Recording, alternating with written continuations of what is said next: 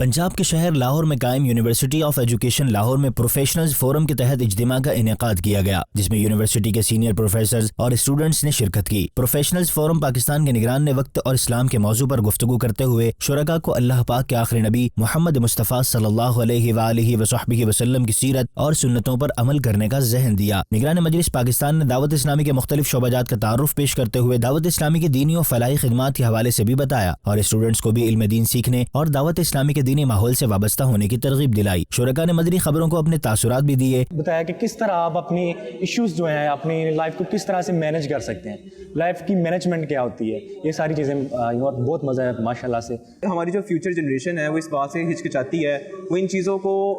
کا تصور رکھنے سے ڈرتی ہے کہ اگر ہم اسلام کو فالو کریں گے تو لوگ ہمیں بیکورڈ کنسیڈر کریں گے یا ہمیں بہت زیادہ براڈ مائنڈیڈ کنسیڈر نہیں کریں گے، نیرو مائنڈیڈ کنسیڈر کریں گے۔ لیکن اسلام ایک ایسا اسپیکٹ ہے، جیسے کہ انہوں نے آج بھی بتایا کہ نبی کریم صلی اللہ علیہ وسلم کی جو حیات ہے وہ ایک اتنی براڈ چیز ہے کہ دنیا کا ہر ایک اسپیکٹ اس کے اندر کور ہوتا ہے۔ شکریہ ادا کرنا چاہوں گا ان کا بھی، اور میں امید کرتا ہوں کہ انشاءاللہ آئندہ بھی ایسے سیمینار ہوتے رہیں گے۔ پہلی مرتبہ مجھے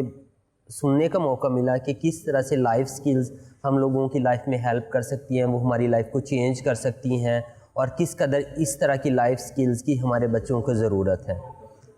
اب ٹائم مینجمنٹ پہ جیسے سر نے لیکچر دیا تو it was very fruitful, it was very informative, it was very inspiring lecture. اس حوالے سے نگران مجلس پاکستان پروفیشنلز فورم نے مدنی خبروں کو بتایا۔ بالخصوص نبی اکرم صلی اللہ تعالیٰ علیہ وسلم کی تعلیمات کیا ہیں،